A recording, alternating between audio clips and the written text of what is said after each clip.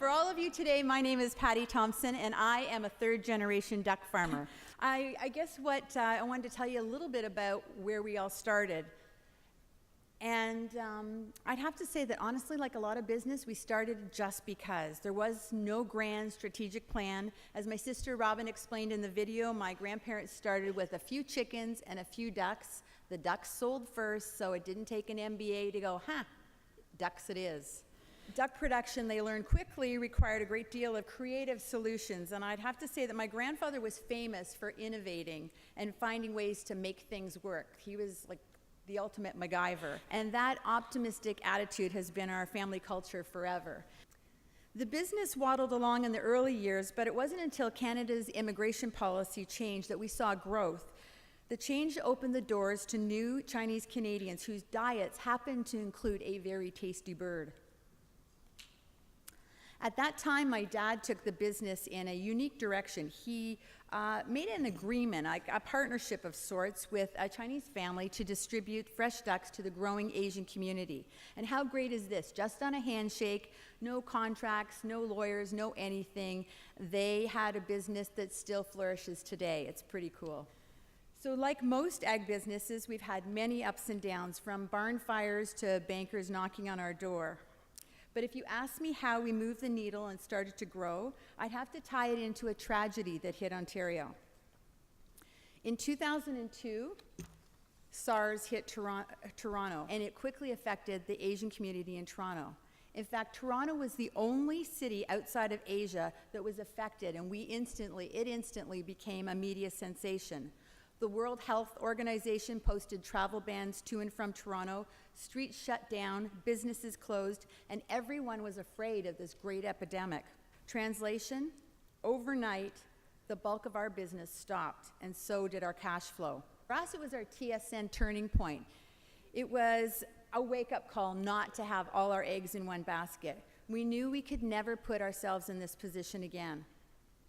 So our solution was to diversify, expand the market, expand the product line, and expand the assets.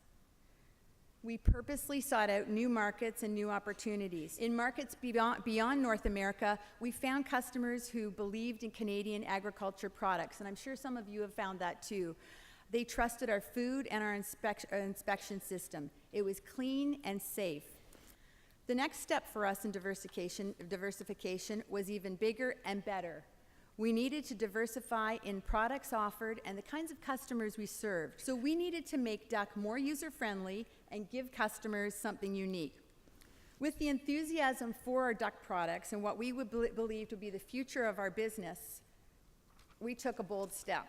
We decided to sell our feed mill operations, and we purchased a cook plant to complete that vertical integration, so the egg-to-plate offerings. This value-added portion of our business took us from beyond the days of a frozen Christmas duck, and far away from being caught in a commodity-driven world where we honestly could not compete.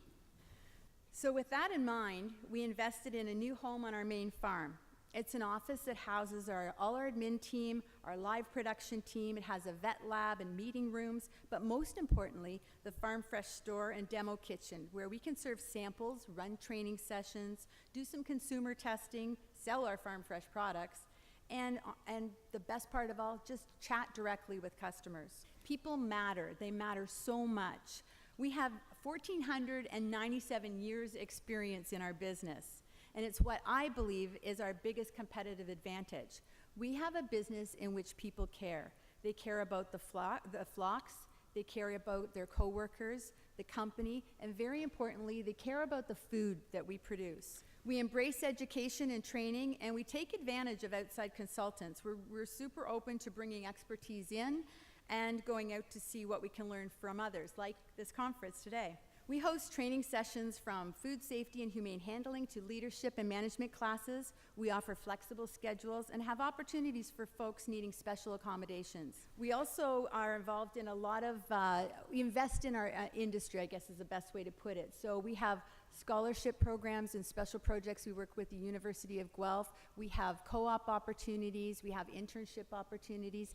And we also work with the culinary schools. Agriculture and the food business is exciting, it's interesting, and in a world where there's never a dull moment, we can hardly wait to see what tomorrow may bring.